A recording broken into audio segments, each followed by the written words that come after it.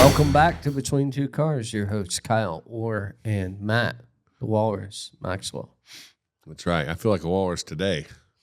Yeah. We are all bundled up in this minus 4,000 degrees weather. It's been a cold one. It's been a cold week. A cold one. We're going to call this episode Cars and Christ. Hey, you just came up with a new title, Cars and Christ. Yeah. Uh-oh. We're going to have to put that on there, Cars and Christ. I like that. Yeah, let's rock and roll. We got a lot of stuff to talk about today. Kind of talk about our faith a little bit and what it means in the car business, and whether you believe or you don't believe, why we think you should believe. That's right. So I'll open conversation up to Matt here, and he can tell us a little bit about his history, and then I'll walk into mine. So, well, we are of Catholic Christian faith, right? I was born what they call a Cato Catholic. So I was my family was was Catholic, and I was brought up Catholic, and I grew up in the Boot Hill of Missouri, in a town called Portersville. Had a whopping 4,000 people. And how far away is that from Cape Girardeau? About an hour. So an hour south. So it's 4 hours from where we're at right now. Yeah, 4.5 hours probably. But it's farm country over there. So Cape was the first Catholic church in Missouri? In our diocese. No, in our diocese. You had St. Louis and Kansas City. And then our diocese, they started St. the Springfield Catholic, Springfield Cape Girardeau diocese. So that Cape had the first church, and they were all immigrants. Yeah. Registered, by the way. That's a disclaimer there. Yeah, they're all immigrants, and then the first Catholic church in Springfield on this side would have been Immaculate Conception IC, which is I think that's the biggest parish in the diocese. Okay, so it's a big one. But long story short, so of course we grew up Catholic. We were down the Boot Hill, and we're very heavily involved with the church and stuff like that. We moved up to Springfield. I grew up and went to Catholic schools my whole life. Went to St. Agnes up here. Went to St. Eustatius down there. When it came up here, went to St. Agnes, and then went to Springfield Catholic High School. That's over off of Blackman Road now. It used to be St. Agnes High School, and then they moved it when I was in, I think, 7th or 8th grade, 1988, 89, something like that. So, and then it's grown, man. It's gotten huge, and then. And then we've been involved with the church ever since. So I got involved with how we heavily got involved is I got involved with over at when we were working at Reliable Chevrolet. A good buddy of mine who I graduated with, his name's Josh Harbin. We went to a fundraiser, and I asked how I could get more involved, and they asked if I said, hey, I'd like to get on the development board, and I got on the development board to help raise money for the school system, and then that's where we met Suzanne, and then we've got her and her husband, what a great people they are, and then we got to meet through her Ken Palermo, who's with he's CEO of Catholic Charities of Southwest Missouri, or the diocese. 39 counties is the diocese. It's very, very big. Yeah. So 39 counties in Missouri, and it's southern Missouri, right? It's not southern Missouri. I think it goes up to about Jefferson City. Yeah, and then it comes 39 over, counties all the way. Yeah, so it goes all the way over to Poplar Bluff, Cape Girardeau, Joplin, Springfield, right. Of course. And then so it's a big area. So the reason we're talking about this, well, one, we're both Catholic, but I'm almost Catholic. He's going through the process, which I'm proud of you. That's good. You've learned a lot. You need to kind of talk about how you OCIA. So, but the auto parlor has a lot to do. I mean, we've designed a program to help, various parts of that Catholic community.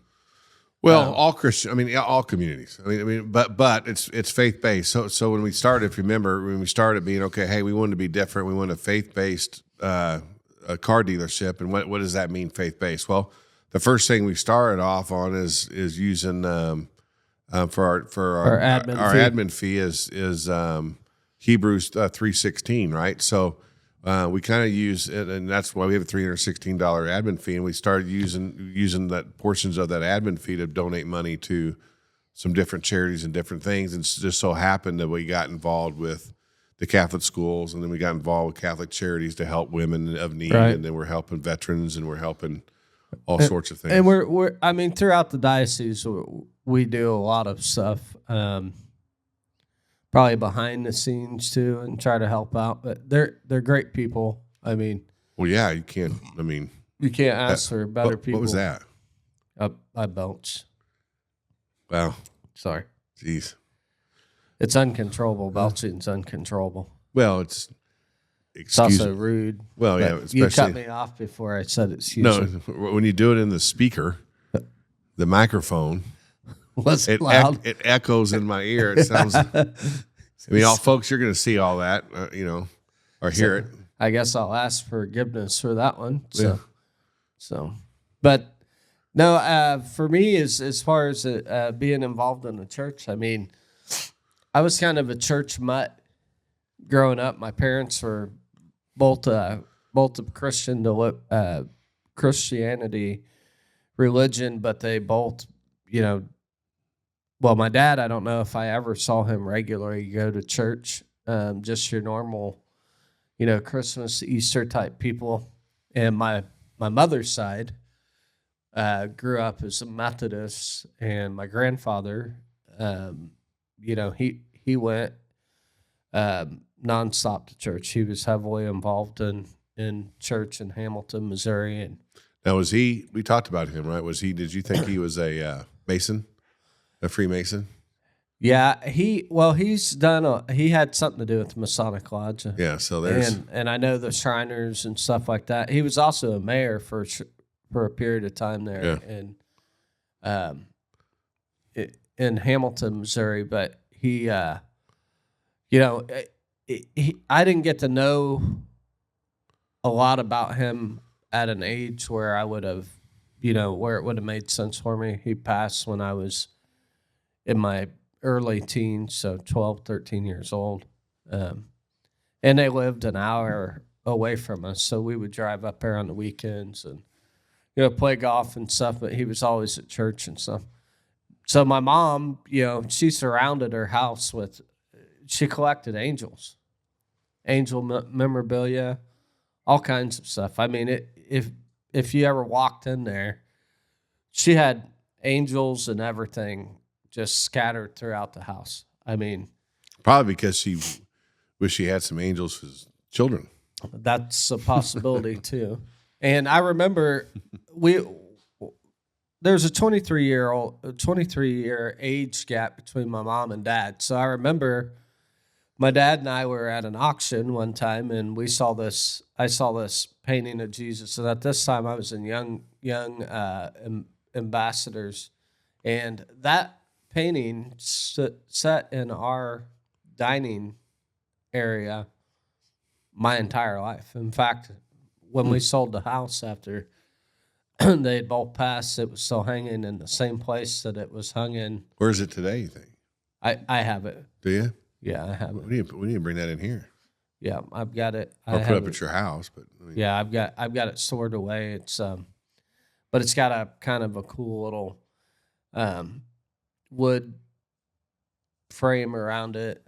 And so I begged my dad to buy that when I was younger. And so I went to a Baptist church that all my friends went to, Park Baptist there in Brookfield. I mean, and we hung out. We were in a club called Young Ambassadors, and I didn't really take it as serious as I probably should have at the time when it came to the religion aspect. So then I went to college, and all those ambitions went away.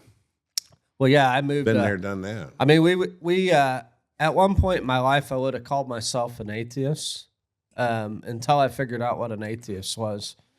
And so I laugh about this because I've talked about it a lot lately, but a lot of people who say they're agnostic they don't believe in a higher power. They don't believe in any kind of power, right? And that's not how I believed. I refuse, I guess, probably to acknowledge God as being the higher power. And I think that happens a lot in college. You move away and you don't have structure, you don't have the people you went to church with, and you stop going to church, start doing things that you. Well, I think it starts before college. I Right. think if you don't have, and our story, my story is we were going to mass. I've shared this before with you every day, and then my parents get divorced, right? And then all of a sudden now, my dad moves us up here, and we move up here, and now, he's raising 4 kids. There's 7 of us, but 3 of them are in college or whatever. And I was the oldest of the second, so I'm the middle child, but there's 4 of us, and he's trying to raise us and teach. He was a teacher. And your time, versus when you have a partner and you're down there and you're in a 4,000, I could walk to school then, that's what we did. And that consistency broke away. And then we just started, it just kind of broke away. You didn't have it anymore. Then what happens, you get older, like in high school and college, and, you don't have that discipline anymore, right? All right. Just because there are some people that have that. I mean, they go to, their parents sure. their parents are very, very strict, strong, faith-based parents, and they, you go through that stuff. But yeah, I didn't have it either.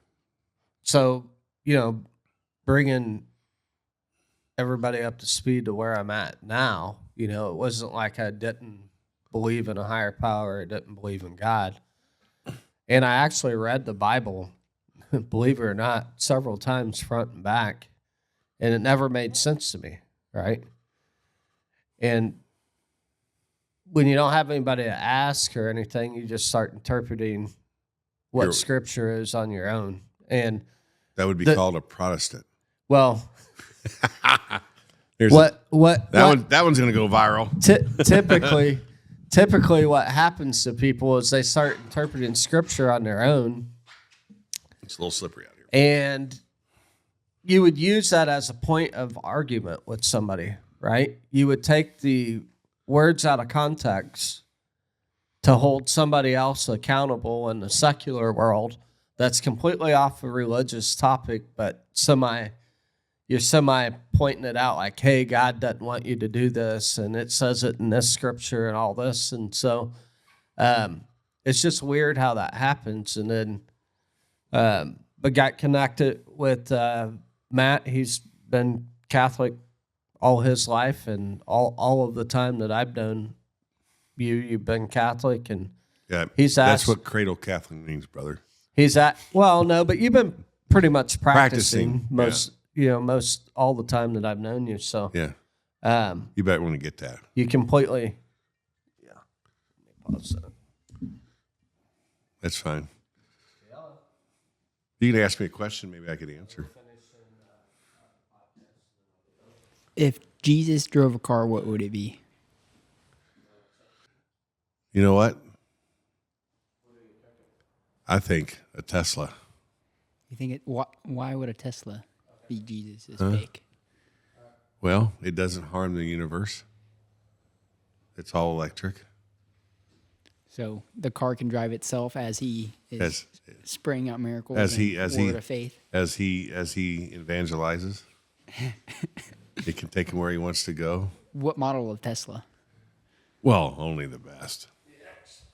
I mean, it'll be a model we've never heard before. If Jesus, Model J. If Jesus, I don't think Jesus would actually drive a car. Why would he? I think, yeah, he could do that, but no, I don't, and I get what you're saying. It's kind of a funny question, but it's if you go back to it, I think he's a very simple person, right? He was a very simple, he was a carpenter, right? Remember that movie we watched? They called him the carpenter. We didn't even talk to, that was that was a crazy movie, but I think he would probably do, I don't know. I think he'd walk. I really do. Even in today's times? 100%. I think he wants to, he'd humble everybody that way. And get people would follow him. I'm not an expert on the Lord. That would save energy. Well, yeah, but I'm thinking though, when he preached among big crowds and different places, right, and different things, and you don't pull up in his. He walked through a desert for 40 days. Yeah, he's gonna walk up and he's gonna drive up in his F-150. Yo, how y'all doing? I'm Jesus. Let's go. It ain't gonna be how it's gonna roll, right? He's gonna want to sit down and be, break bread and be, he's gonna sit there and he's gonna evangelize. I don't know if you've watched The Chosen.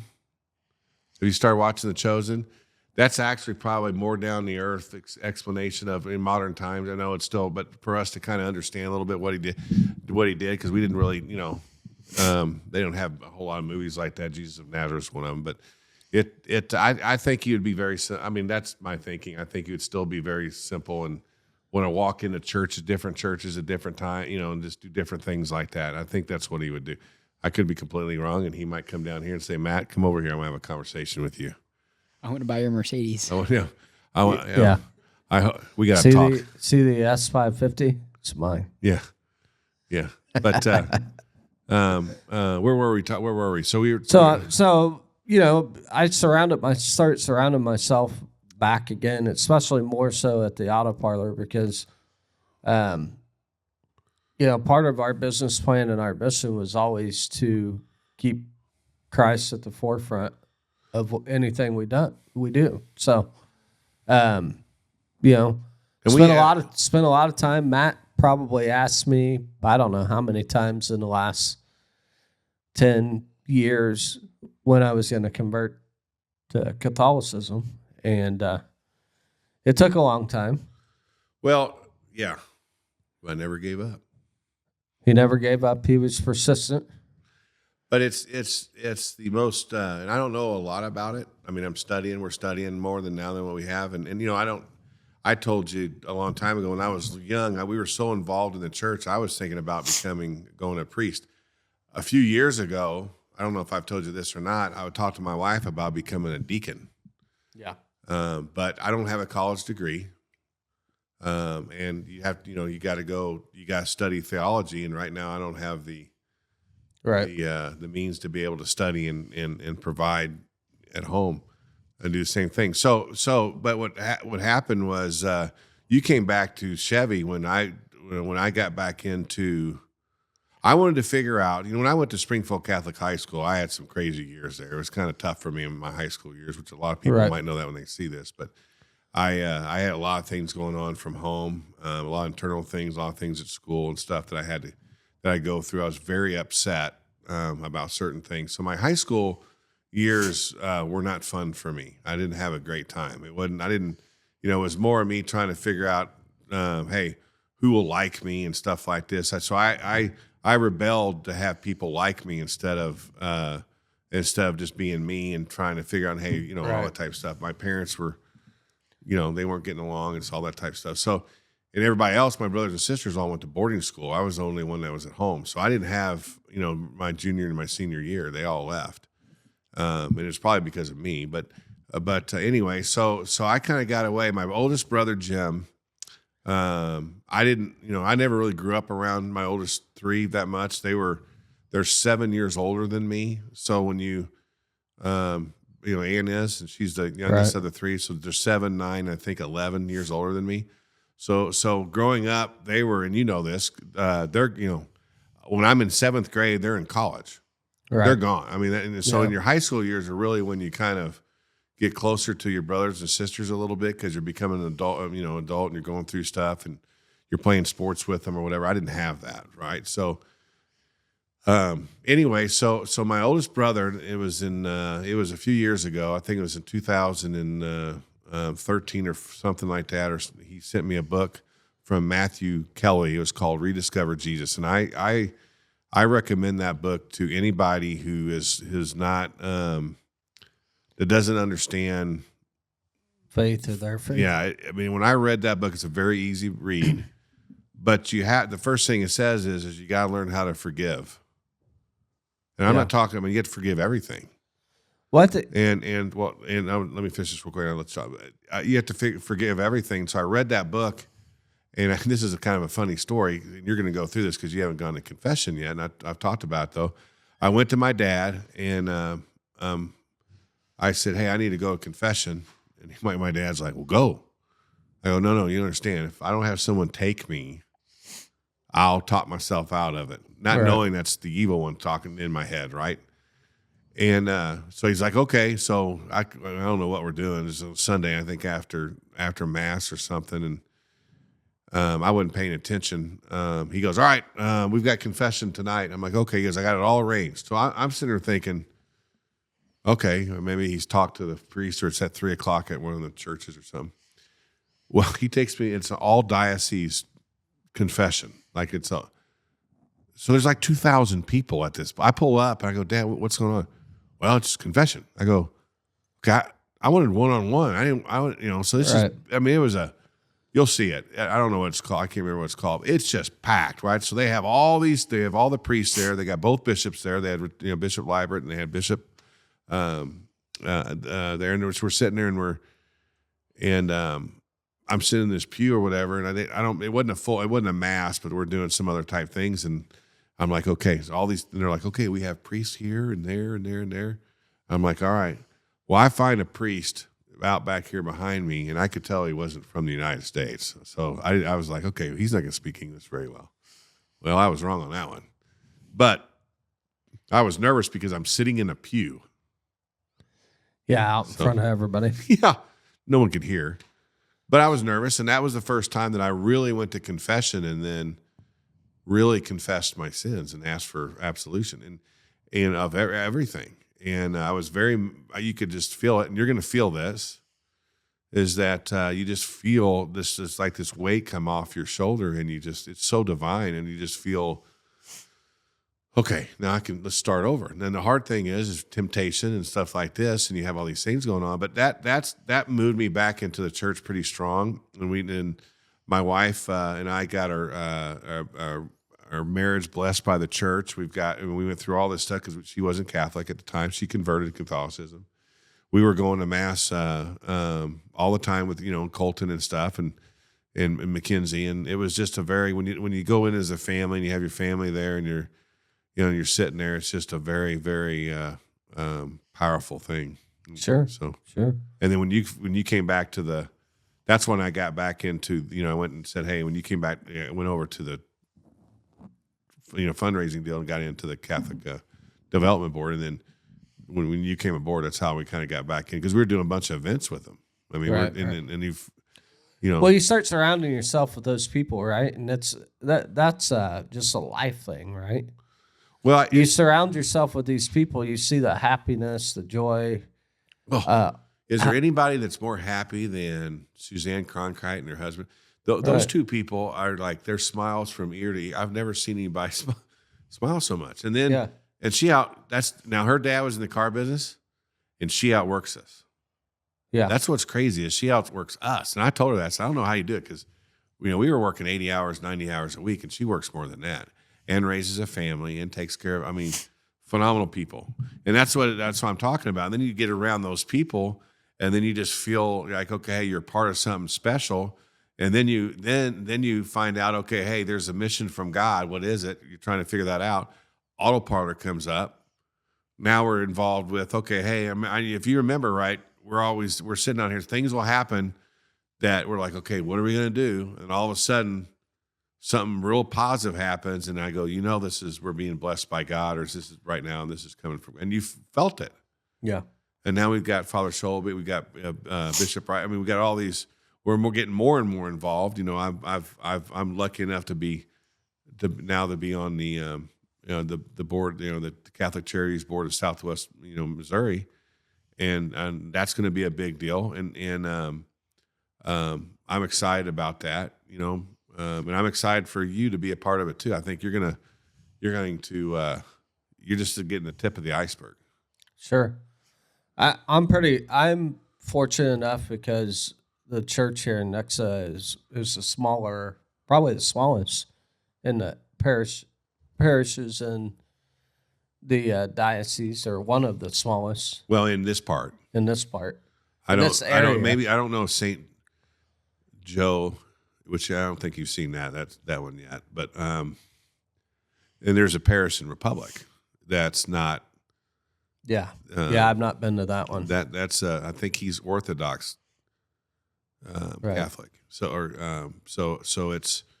they're a little bit different. I haven't been over there either, but he's married priest with children and stuff, and but he's recognized by the Catholic Church, the Pope, and stuff like that. So,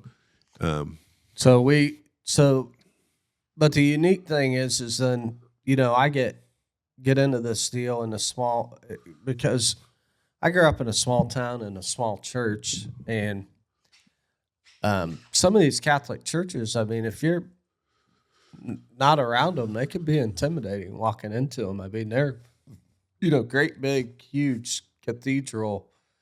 Just the amount of detail that's in them, and then the crowd of people, right? And you're going to mass or something your first time, and there's a lot of movement going on, right? And it's not, I'm used to a preacher standing up, basically telling me if I don't, do something, I'm going straight to hell. And then the mass is completely opposite of that, right? It's a very calm, peaceful. Well, it's traditional. It's a traditional, it's a traditional divine process. Yeah, and that's what a lot of Catholics too, that don't study their faith. And I'm gonna tell you, you got to study it. I mean, you really do. I mean, we're going through the catechism, right. And I'm learning. I'm like going, and I grew up, I mean, around it, 18 years of Catholicism. I mean, and I didn't know half this stuff, and they don't teach that in the schools. And I wish I could go back, and I really do wish this. That's the Sisters of Mercy were just calling me. Interesting. So I wish I could go back and be a teacher and teach back at the high school level in a religion class, because I would go through. I would ask them if I could do this and say, hey, I think we need to take a year and just teach the catechism, and so everybody understands what this stuff is. And that's what happens when you go to these masses and you'll hear this. Right. It's completely different. Everybody's like, well, okay, it's kind of boring. And I'm like, well, no, it's not. It's not boring. There's a miracle that happens. The Catholic faith in itself. I mean, in reality, if you're gonna attend church, right, you need to attend church, right? Don't just show up, right? You need to pay attention. If you're gonna be a part of something, you got to make yourself part. I mean, it's like anything else in life, right? You need to know what you're studying. And I think that's what happens to people. It happened to me, at least. I went because I liked the atmosphere and I liked the guys that I hung out with, But in reality, I didn't take much with me when I walked away from it. And if you don't study it and try to learn it and ask questions and read books and know your faith, you're just going to exist in that world, and you're not really going to cherish those special moments that come, from divine power, right?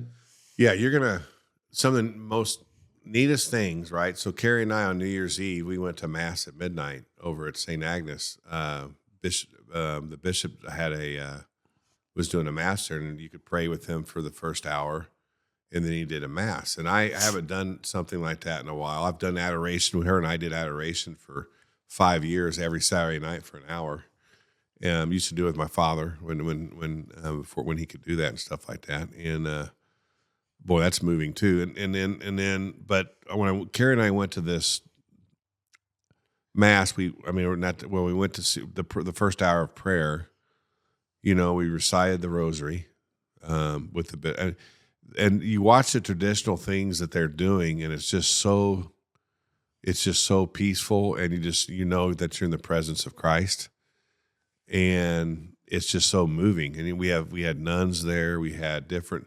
There's probably 30 people there, maybe. I mean, you had just all these different people that, and then you got to listen to, the bishop comes out, he goes, what a great thing. He goes, you got to pray the last hour of the year with Christ.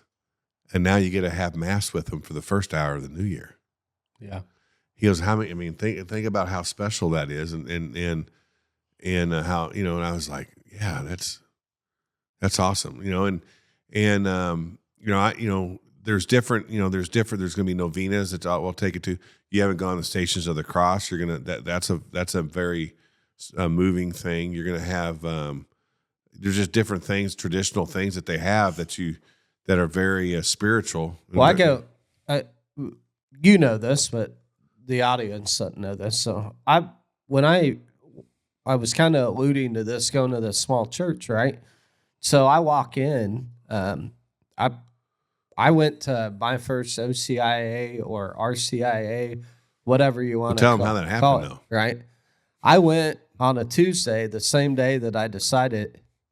Well, I don't want to say that I didn't talk to my wife. She'll argue this point, but I told her for a long time that we need to find a church, right?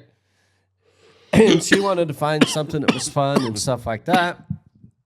And she didn't think that the Catholic Church was going to be this upbeat, like what you see these mega churches doing. Well, that's not me with church, right? I wanted to go experience and actually learn this deal. So Matt's been harping on me about years and years of, hey, when you going to convert, this type of stuff. We talk about religion and stuff. And then unbeknownst to us, Father Shoby shows up at the car lot. Hold on. I wasn't harping. I was evangelizing.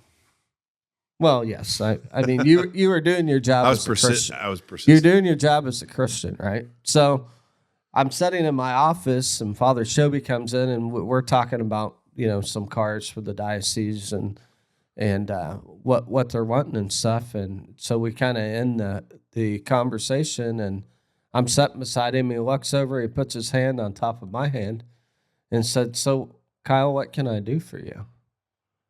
And Matt and I are like, closed. Matt and I were just looking at each other, and I was like, okay. And I started to move through the same old thing, right? Well, yeah, I'm going to, I didn't get in on the classes this time, but I'm going to get in on the classes next time. And then he's like, here, well, let me do this. And so he called up. I didn't know this now, but I know that.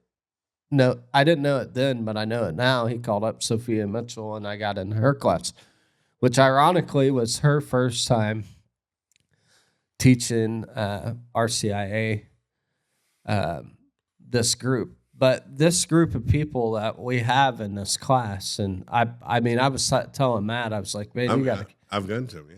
You got to come to this. So I've taken numerous people to this class because, first off, if you don't know what RCIA is, it's for this group, it's everybody that's not Catholic in faith.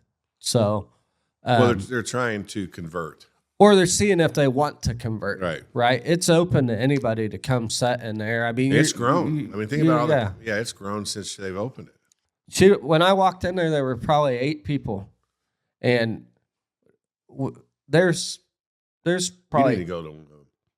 There's probably like 20, 25 people in that thing regularly now, which is neat to see how that developed. And, I get fired up on Tuesdays, knowing that I'm going to go do that deal and learn from people who care. Well, what's it's created too is we have now, which is kind of cool, is we have Saturday morning Bible study at the dealership, and we have. I'm Catholic. He's converting, and then you have everybody else. You got Jimmy who's converting to Catholicism, and all the rest of the gentlemen that come in are from different Christian faiths. They don't, and so we all talk about different things and kind of go through different views. And now a guy, our buddy Logan or whatever, is like going, I never knew, being Catholic was like a germ, growing up, and stay away from those people. Those people are evil, or they're a cult, or whatever they are. And what he's finding out, unless you're celebrating one of the holidays, because they're all Catholic. Yeah, it seems like. Yeah, it's St. Patrick's Day, St. Valentine's Day, Christmas. Easter. But now he's starting to go. He came in and he goes, I I owe you an apology, and we're, talking about what that was. And it's all about education. It's all about, being open-minded. You can't be closed-minded and say, you're wrong, you're wrong, you're wrong. It's got to be, okay, I don't understand why you think that way, but let me study why I believe what I have, and I'm explain to you a little bit better. And that's what I've been doing.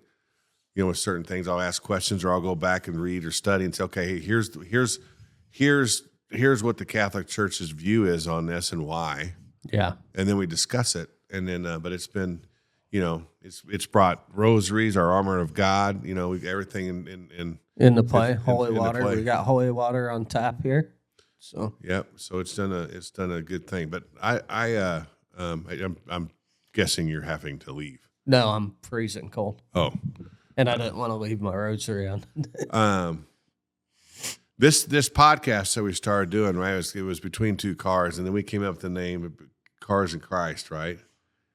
That we might be convert. I just thought about this. This might be something that we can convert this thing to. Yeah, we're talking about cars, but we get guests on here like Suzanne, Ken Palermo, Father Shelby. I don't think there's a Springfield Catholic podcast. Or we can roll that podcast in the diocese. Yeah, that'd be crazy. Get Father Shelby on here. Well, we can sit there and do this and evangelize in a way that you're going to have to convert to Catholicism and evangelize that way. But let's say if we go, but He's anyways, still living at home with his parents, so that's all right. We'll have to convert them. We'll get them involved. But anyway, what I'm saying is that's something we talk about in the future. But that's how powerful it is. Just stuff like that. What's been happening is we're growing. And it's just growing that way. So, how do we get involved with the cars? Well, it started with selling cars, and then we helped the diocese and the women of need out with trying to put a program together to help them out as well. Yeah. So, it's all in you live your life for Christ, right? Yeah. What's that term? What is that? I can't remember. I should remember that one, but what's up? What verse that is? I'm going blank. That's okay. I'll come up with it. So I'm still studying, so I don't have them all memorized. But I don't either, but there's ones that resonate with you that you'll. I mean, like you picked. Well, today's mass, if you do it online, right? Yeah, that's a pretty good one. And then your saint that you picked out for your confirmation is Padre Pio. It's a pretty powerful one right there. Yeah. It took me a long time too. I had to sit there. He sends out a text. Which one do you guys like? I go, no. This is you need to pray about is between you and the man upstairs. I said, you'll know. I probably spent 2 months, just so you know, studying saints. I said, you'll know. On who I like. And then I always got drawn back to Padre Pio for a lot of, he's unique in himself. I mean, there's a lot of stuff. He converted. Have you watched his movie with Shia Bolf? How you say it? Shia Bolf, the guy that played in the first Transformers? No. Okay, you need to go watch that tonight. I've watched some documentaries on it. Watch that movie. Find it on Amazon. Okay, so that movie, he played Padre Pio. Oh, yeah. He converted to Catholicism, and I think he became a monk. Oh, really? I think he's not. I think. Now, I know he converted to Catholicism. I don't know how far I'll go, as far as in the Catholic Church. Oh, we're going to lift you up, buddy. I'm probably not going to become a monk. No, but we might become deacons. Yeah, but it's it's we're deacons selling cars, deacons and donuts. Can you imagine though? We wear the what's the Vesper? I think it's a Vesper. Yeah, we wear those out here. I think it's what's cars. Hello. Yeah. Car dealers you can actually trust. Wow. So, I don't know if we could do that. Probably not. We'd have to ask Bishop, because if you become a deacon, they assign you, but you work for the bishop, so the bishop assigns you to certain tasks. So I don't know, but I'm gonna talk to him about it. And one of my other things that I've had a dream about, and you know this dream, I've talked to my coach about it. And I'll say this on here real quick too, was I had a dream about building a church, and the church is over at Springfield Catholic High School, but it's a church. Oh, for the retirees.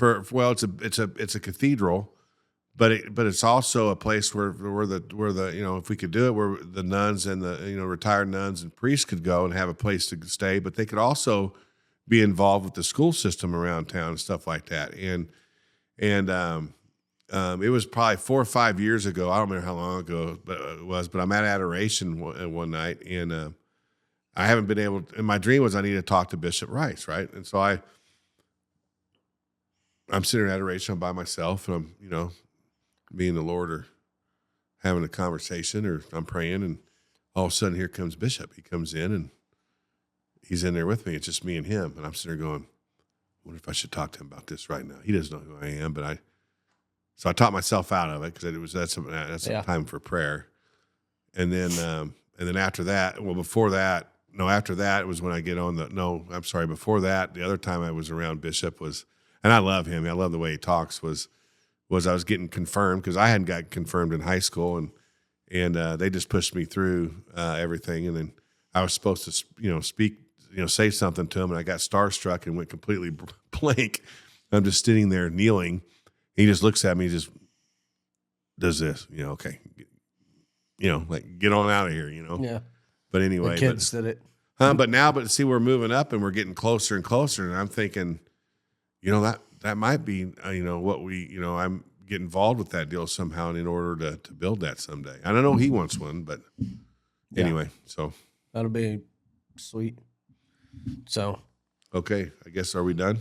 yeah, let's get out of here and go see our families. That was a long bit of information. Yeah. We'll have to continue it. Yep. All right. Well, everybody out there, it would be wrong if we walked away here and didn't say God bless. So God bless you and have a good evening. Yeah, we're going to the Catholic Men's Conference tomorrow, and the next one that we'll talk about how that went, and then we'll see where we're going from there. All right. See ya.